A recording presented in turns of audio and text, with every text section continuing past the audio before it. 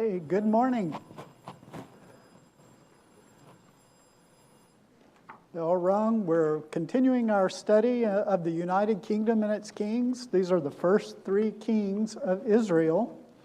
And we're finishing up our first king, Saul, after the Israelites desired a king, and so God granted their desire. And we'll see Saul as he finishes up his kingship. He's already been abandoned by God.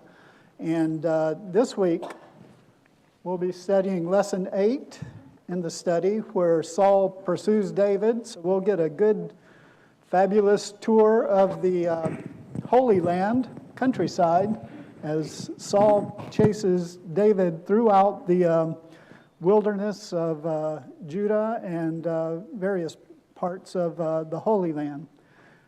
So buckle up and hang on to your seats because it's going to be quite an adventure. Before we get started, I've asked Brother Droptini if he would to lead us in a prayer. Our God in heaven, we're ever thankful that you've given us this time and given us your word that we should study, that we understand that you would have us to do, understand how the people of old obeyed you and kept your word, and we're thankful for the many blessings that you give us this day. Pray, Father, for those who are unable to be here, that they, whatever kept them from us, not be removed, and keep that with us. I pray that we would clear our minds from all worldly thoughts and pay attention to what's being said and studied here this morning. In Christ's name. Amen. Thank you, Brother Jared. So first, let's get a little recap of our last week. If you recall, David had defeated Goliath, the giant Philistine, and he had gained great notoriety among the people of Israel. He became so popular that the women were singing songs and comparing him to Saul, that David had killed 10,000, Saul only thousands. And so Saul didn't appreciate that very much and became extremely envious of David, so much so that he wanted him dead. And even Saul's family was very approving of David. Jonathan, Saul's oldest son, became his closest, tightest friend. And in fact, Saul sought to kill David through various indirect means. Remember, we studied that at first he was going to give his daughters to David, but ask as a dowry or a bride price that he bring proof that he had killed 100 Philistines. And his strategy was that David would get killed. There's no way he's going to do this and live through it. But it backfired. So David ended up marrying his younger daughter, Michal.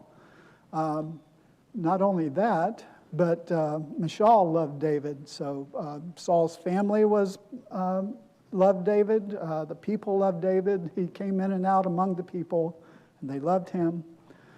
So Saul thought, well, here's another idea. Let's see if I can get Jonathan and his servants to kill David. So he asked Jonathan, and of course, Jonathan had become so tight-knit with David that there's no way he was going to do that. And since that didn't work out, he sent servants to David's house to kill him. And Michal, David's wife, came up with this plan where she would put in his bed something that looked like David sleeping in the bed and tell them he was sick. And so ultimately she ended up having to let him out of the house so that It's not your mic. There's somebody's hearing aid. Oh, okay. Mic back up, back in. Okay, how's that? That better? Sorry about that. And so she led him out of the house through a window, and he escaped and went to a place called Nob. And that's where we begin this week's lesson. Saul pursues David, and starting at Nob. This will be in 1 Samuel 21 through 31. So we're going to try to cover 10 chapters this one 45-minute period. So it is going to be a big challenge, but hopefully we'll get through it. So we won't be able to read every passage. We'll just summarize it and maybe use the questions from the homework to guide us through each of the topics. And also next week's going to be 10 chapters as well, so please keep up with the reading. Okay, 1 Samuel 21, David at Nob. So David had fled from his home after Michal led him out, and he went to Nob. Why did David go to Nob is our first question. Why would he go to Nob?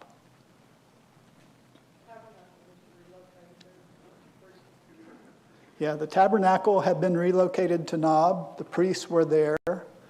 So, and David had left in haste. He had no food, no provisions, no weaponry.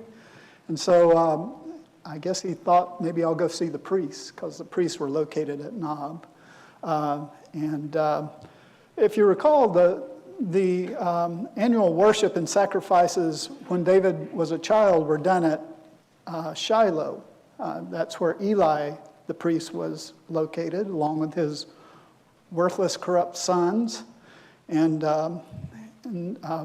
Eli died at Shiloh.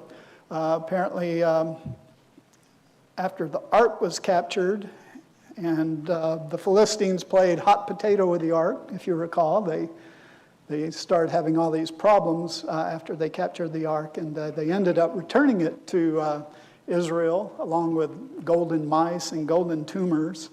It ultimately ended up at a place called Kiriath Jearim. So it was not at Nob, but the tabernacle did appear to be at Nob at this time. So what change in the situation since Eli's time is obvious from the fact that the priests were at Nob?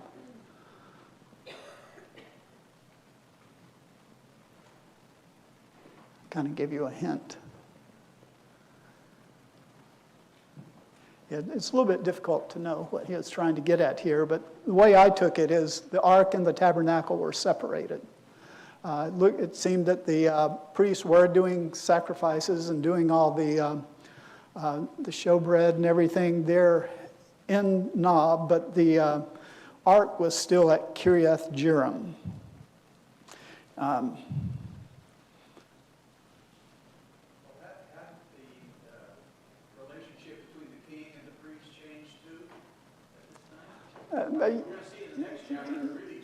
Yeah, that's a good point. The relationship between the king and priests, it was not very close. I don't know it was hostile, but certainly Samuel had kind of abandoned Saul had abandoned using the priests and Samuel in his service. So that's one big change. Okay, next question. What bread did the priests give to David? Showbread. The showbread. Yeah, so part of the daily rituals that the priests went through is they put out fresh bread each day.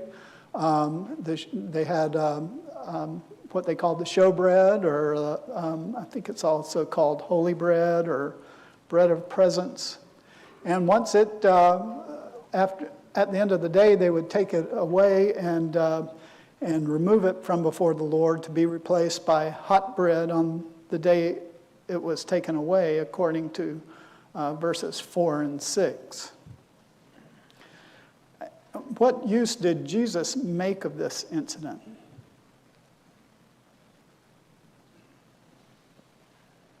Matthew 12, 3 through 4.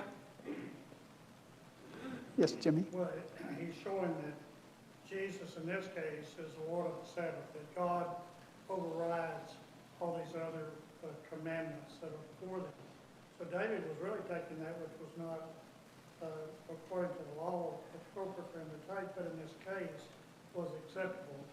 And God overrides all these, and in particular overrides all the things that the Pharisees had come up with in addition to that. Yeah, very good. Yeah, so David had shown up. He had no food. He asked the priest, what food can you give me, provisions? I'm on a secret mission from Saul. He kind of misled Saul a little bit, saying that he was on a secret mission. And so they did offer him the showbread. The Pharisees did not criticize the fact that David had been given this as emergency rations as he was traveling. But they did criticize Jesus and his disciples for plucking grain on the Sabbath, an extension of worshiping the Sabbath that probably wasn't intended in the first place. And Jesus pointed to this, that you didn't criticize David. You guys, you priests, work on the Sabbath. I'm Lord of the Sabbath. So this is a good passage to remember when we're reading through some of Jesus's background. Okay, let's see. How did David arm himself? Goliath's sword was kept there. Okay. Yeah, so he asked the priest, Ahimelech, do you have any weaponry? I had to leave so quickly I didn't bring any weapons. And so the only thing that he had was Goliath's spear.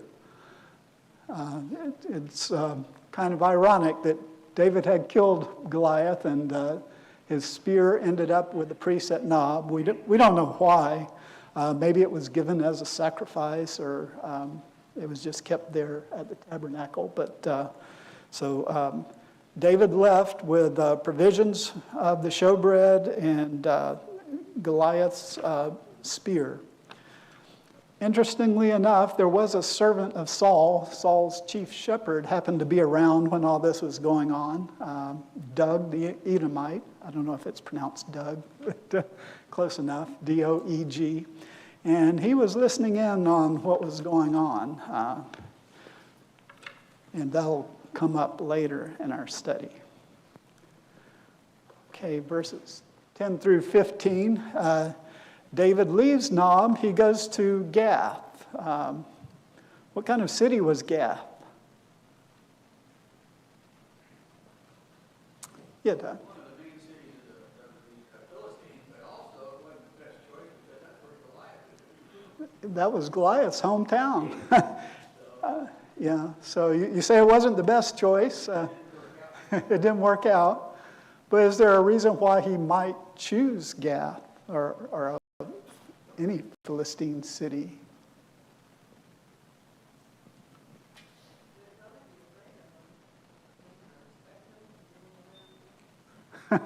Well, they might fear him. Turns out they didn't. Yeah, I think that's it. He flees to Gath later on, too, as we'll study. And one of the reasons he chooses that is he didn't think Saul would go against the Philistines. So maybe that was his thinking here. Some of the questions that the author has are not right or wrong questions. I guess they're to provoke our thought. Was this attempt to find refuge there a wise move, and what was he thinking? So we have to speculate a little bit on that. But I think we can reasonably anticipate that might have been in his mind to hedge against Israel going. Yeah, Well, yes. eventually that's what he did later. Yes, yes. He did eventually go and align himself, or appeared to align himself with Yeah. the Lord. Yeah, we'll study about that in a few pages down. But yeah, so that's a reasonable assumption. And so I guess what wars had given David the fame celebrated in the song quoted in verse 11?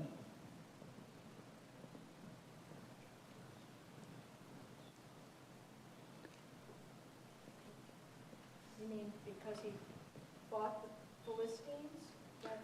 The song's about that. Yes, I think that's what the question is. What wars had given him the fame? And I think it was defeating Goliath. And that was what the women were praising David and causing Saul to fall into this state of envy. The wars against the Philistines where David was very successful with the help of God. He relied on God, and that prompted these women to sing songs. But as he was in Gath, some servants of the king, Achish, recognized that this was the David that these songs were referring to. And so they kind of ratted him out to the king and said, you know, this is the guy that has caused a lot of damage to us.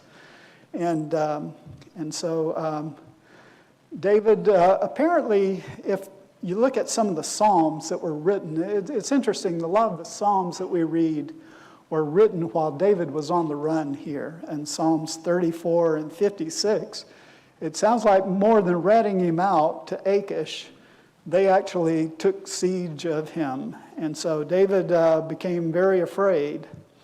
And he was very worried that they were going to get rid of him. So how did David escape this danger?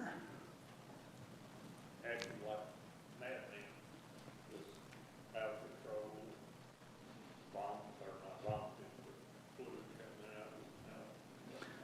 Yeah, he pretended like he was mad. He,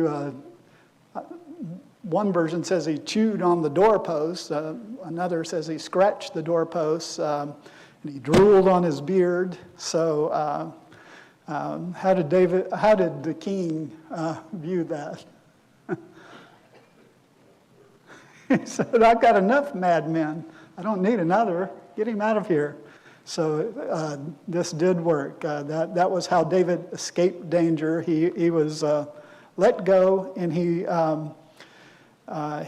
escaped to the cave of Adullam, chapter 22:1. Okay, so that's our next slide. There we go. So David arrived at this cave of Adullam, and after he arrived at this cave to hide out, his brothers and the rest of his father's house joined him. Chapter 22, verse 1. They were all from Bethlehem, remember? And David sent them to Moab until he knew that what God had in store for him, according to verse 4 of 22. When you consider the rest of the chapter, do you think it was wise for the rest of David's family to come to him at the cave of Adullam? Was it a good idea? You're nodding your head, Patrick. Well, I mean, considering that Saul goes and slaughters up all the priests at Nob, yeah, it would be a good idea to get out of his way. Yeah. They probably, as was the custom back then, a victorious general or victorious king would sometimes annihilate the whole family of their adversary. So they probably were well advised to leave Bethlehem and go hide out as well. On the other hand, David's dad was elderly. That's what it says during the time when he was defeating Goliath. So it's going to be a rough go going from cave to cave throughout the wilderness of the Holy Land there. And so David decides, well, maybe I should send my family to Moab. Moab's on the other side of the Jordan. And David actually has relatives there. His great-grandmother was Ruth, who was a Moabitess. So maybe that was his thinking, we don't know. But He does meet with the king in Moab and relocates his family there, at least while he's on the run.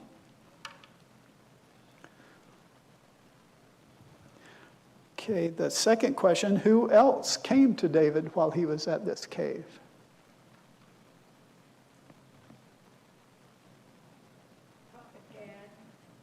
Prophet Gad, also others.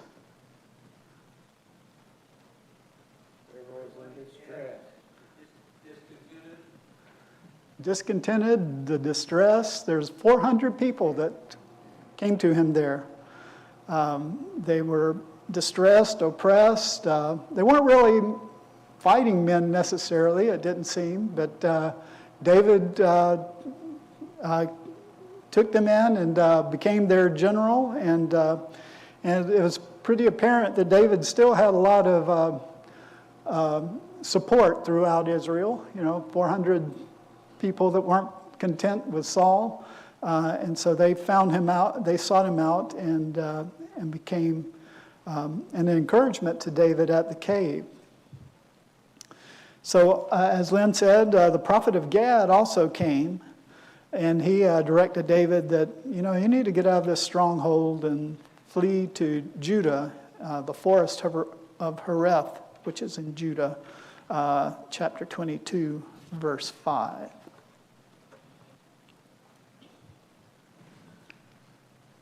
So, meanwhile, back at Nob, Saul hears that David has been discovered, 22:6, and he complains to the people of Benjamin and his servants there in Gibeah. Remember that Saul is a Benjamite, so these are his people. He complains, well, you didn't disclose that David had a covenant with Jonathan to me. You didn't feel sorry for me. And he accuses Jonathan of lying in wait against him. And he tries to create resentment towards David. He asks him, will he give everyone fields and vineyards and make you commanders of thousands and hundreds? So he's not going to promote you militarily, and he's not going to do all this stuff for him. So he's really feeling sorry for himself and trying to lay a guilt trip on his fellow countrymen. And so what impression do you get of Saul at this time? I guess another thought question. He's kind of wallowing himself. He's just, everybody gets him to know his for it. And then he takes his frustration out on the priests. Yeah. He's definitely not what you would consider a leader, is he? Someone who feels sorry for himself and angry because people didn't feel sorry for him. Does he show characteristics that would encourage strong loyalty to him? Steve. Yeah. Oh, yes, sir. Just kind of on that same point, we have to say that power corrupts absolute, power corrupts absolute. I can't give more absolute power than he. And now all of a sudden, he's losing all his power. Nobody even wills him. And so he's just grasping on to every last inch of his power that he can. So yeah, doing whatever he can just to try to claim this. But he's no longer serving God as a king. He's trying to make himself king. Yeah. Exactly. Yeah, he's really lost all semblance of being loyal to God, and berating your countrymen is probably not a good way to get to instill their loyalty. Yes, Doug. Exactly. Yeah, David had done. Yeah, if they see the way he treats his most loyal servants, then certainly that's not going to inspire me to be loyal. Okay. How did Saul learn where David was? From Doeg. Okay, remember the Edomite that was there at Nob, Saul's chief shepherd, while David was getting provisions and armaments for his trip. Doeg, the Edomite, was there. Yeah, I thought you might take offense at that. But yeah, so he was there, he was listening in, and so he spilled the beans after Saul made this pitiful speech to his countrymen and his servants, and Doug, being one of his servants, says, being present there, he told about David getting the showbread and the spear and getting instructions from the priest there. And Saul's plea seemed to work on Doug, and he divulged everything.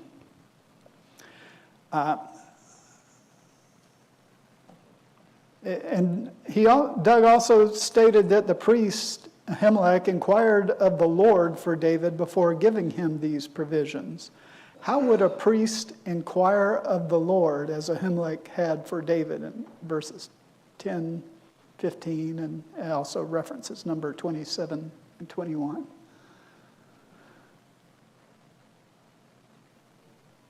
How did the priest inquire of the Lord?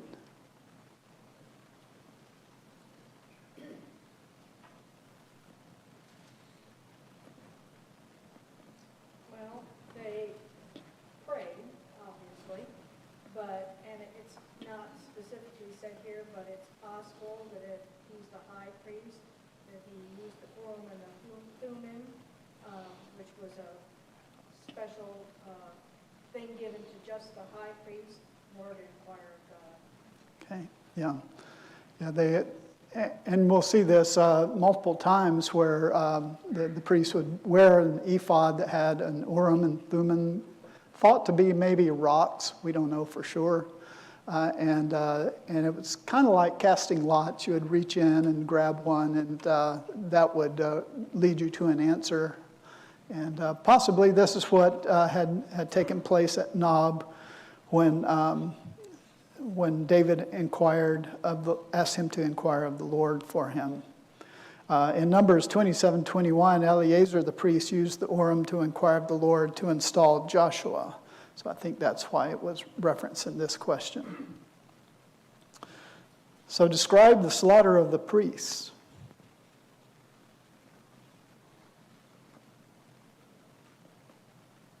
What happened there?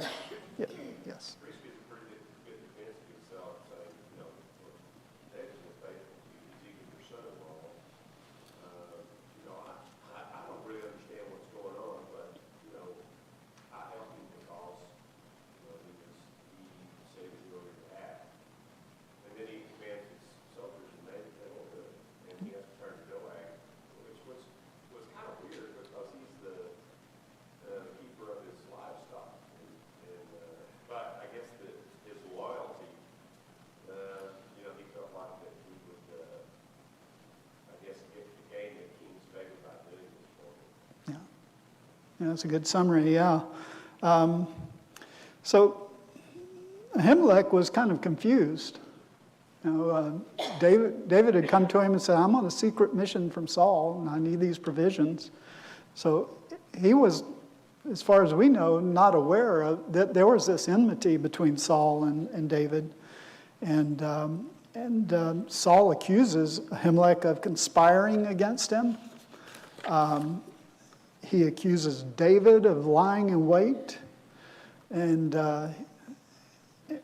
all these things that envy drives you to, as Paul mentioned last week, to imagine things that didn't really even happen, and in fact were just the opposite.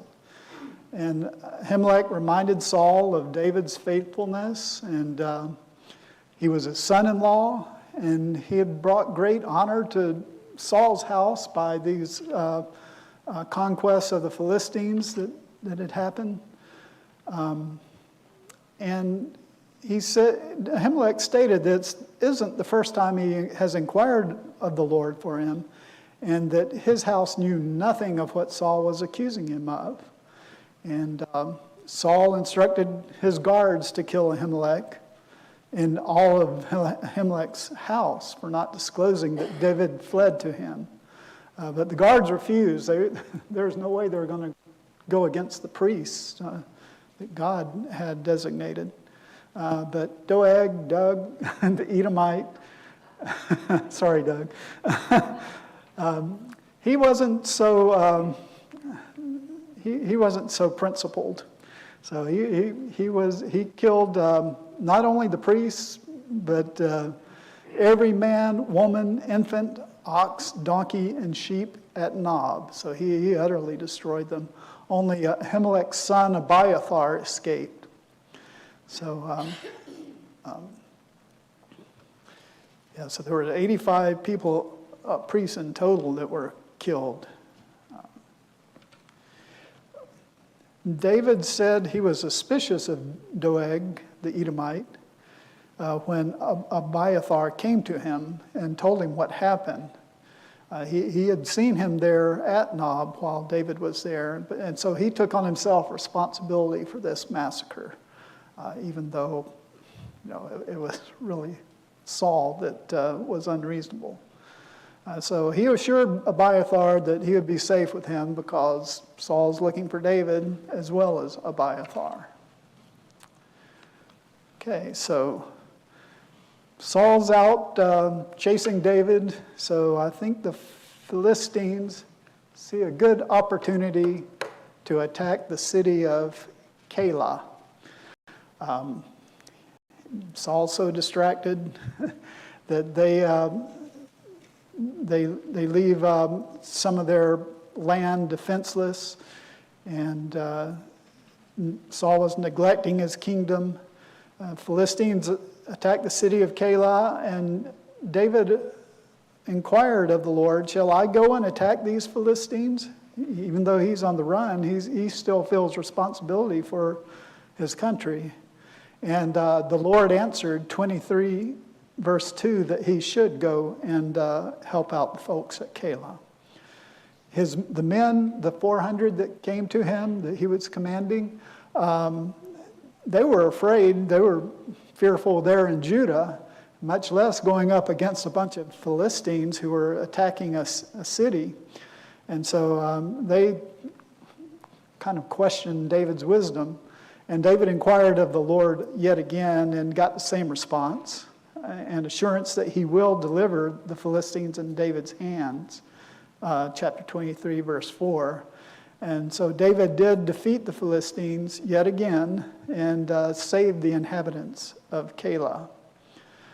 Question 1 there, what weakness of Saul's government allowed David to earn a reputation as a protector of the people?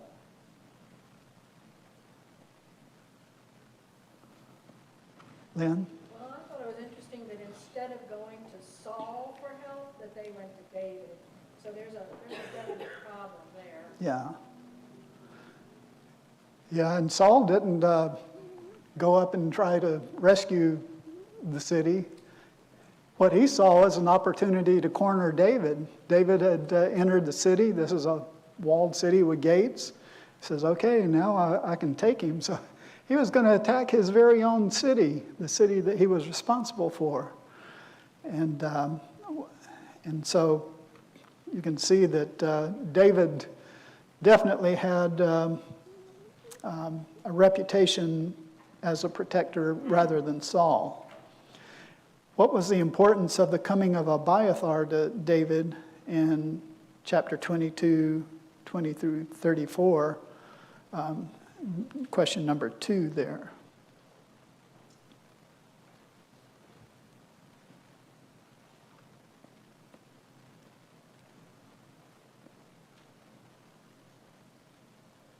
He's now got priestly support, what's left of the priests. Instead of being with Saul, he's with David. Yes. Yeah, so David was aware that Saul was plotting against him and asked Abiathar to bring forth the ephod, this little image down there at the bottom of the slide shows a priest. He has this garment over him, and this vest type thing is called the ephod, and that's where various stones are kept. And also it's believed that the Urim and Thummim might be there. And so David used the ephod to ask God if the men of Keilah would give David up to prevent Saul from destroying the city. And the Lord answered that, yes, Saul's coming after you. So he got his answer there. And also, he got the answer that the people of Keilah, even though David rescued them, would in fact give him up. What did David continually do before taking action? Third question. Yeah. You always seek God. He sought God out, either through directly or through the priests, but he was one who sought God. That's a big departure from how Saul conducted his business. How does this show him to be a man after God's heart and different from Saul?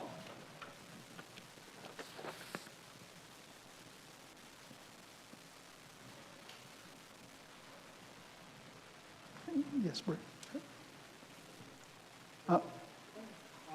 Basically, for that reason, that if your heart is in the right place and you're confronted with a conflict or anything that's going to be a challenge, before you make a decision like you're unsure, you always have to just pray to God and seek His favor, seek His advice, and then proceed forward. Yeah. Solve whatever was in His best interest. Yeah. Jimmy, did you have? That's right. If we're walking with God, our natural disposition always is pray and to have communication and to seek His guidance. Saul was not walking with God. His inclination was to do whatever occurred to him in his mind to do. This idea of going and destroying Nob and these priests, that was strictly outrage on his part. So you see a very different characteristic here between the two. Yeah. Dan? David seems to recognize that he is under God's control, where Saul acts like God is under his control. Like he can take things into his own hands. He can make the sacrifice that he needs to make. Where David recognizes that God is the one that's ultimately in control of his life and the universe. So he goes and seeks out God. He doesn't take matters in his own hands. Yeah, very good point. Yeah. Yes, Bruce. I think in the few chapters that we read about Saul, you've seen him fly off the handle like 4 or 5 times. And I think with David, he just processes what he learned a little bit more, and then he talks to God about it instead of immediately flying off the handle like Saul did. Yeah, very good. Yeah. Yes, Doug. You know, that saying, actions speak louder than words. David's actions show that he was a man after God's own heart. And that's a good lesson for us. What do our actions show? Yeah. We can say that we love God all we want, but what are our lives showing? Yeah. Anybody else? Yep. I have a question. David was human, and Himelech and his whole family got wiped out because David made up a story and told him, and nothing was said about that. That I don't understand, and even when Himelech's kids come to David, because Saul sees it from his side of the story and annihilates the whole family, and the child rushes to David. And that whole family was wiped out based on a story made up by David. Yeah. He definitely. Yeah, that is hard to reconcile. Yeah. He definitely misled Himelech. Himelech pleaded his case, so he still was innocent, and Saul had no authority to do what he did. But yeah, Doug. Oh, okay. Okay. All right. Okay, so Yeah, so David always consulted God. It amazes me that he even wrote Psalms during this whole ordeal. So you can see his mind was on God constantly. Yeah. Yes. We can't control the actions of other people. I mean, there was no way that David really saw people. Yeah. And so, you know, it's on the person that actually carries out that act, even though David did still feel guilty. Right. Yeah. So, you know, it's just something that sometimes it doesn't seem fair, but it's because of the hardness of the heart of the person that carries out that act. Yeah. Yeah. Yeah. Good point. Okay. So, as Doug said, we only got a little while longer to go. So, David fled to the wilderness of Ziph at Haresh to evade Saul. And so, if you look at the map, Ziph is a little bit west of the Dead Sea. Jonathan went to Haresh to meet up with him and strengthen his hand in God, according to verse 16. So he was very reassuring to David and provided a lot of support for him. And he sought to be with him in person. And asked, what was Jonathan's attitude towards David? Verse 17 gives us that. He said, do not fear, for the hand of Saul shall not find you. So he knew that David would be king. His attitude towards the kingdom is David would be king over Israel. And he didn't think Saul would be able to take David. In his own place, he says, I will be next to you. Turns out that he was wrong, but he thought he would be next to David as he became king. And so they made a covenant with each other again, and Jonathan returned home to Gibeah in the north there. So these Ziphites are not very high caliber people. They went to Gibeah to Saul and said, hey, we know where David is. We're going to give him over to you.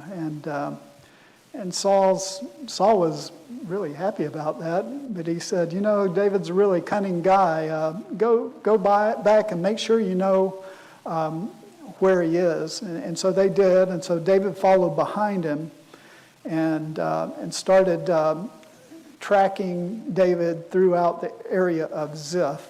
Ziph is they call it a wilderness. A wilderness in these cases are usually desert. They're wild areas, uninhabited.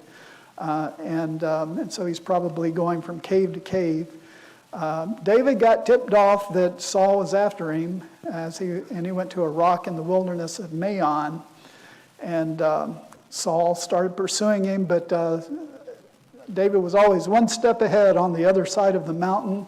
And he was about to close in on him, and a messenger informed Saul that the Philistines have raided the land. Again, Saul's neglecting his kingdom, and so the Philistines are taking advantage of it.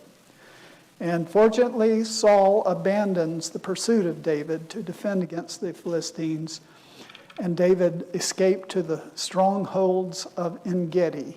En-Gedi are the cliffs along the Dead Sea there, so he found a cave there.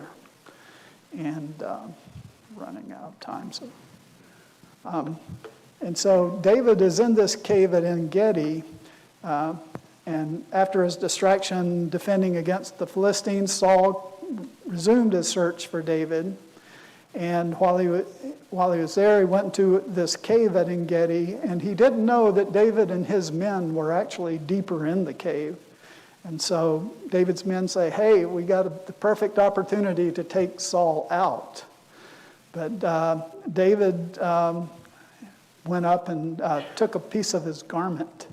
He cut off the corner of Saul's robe.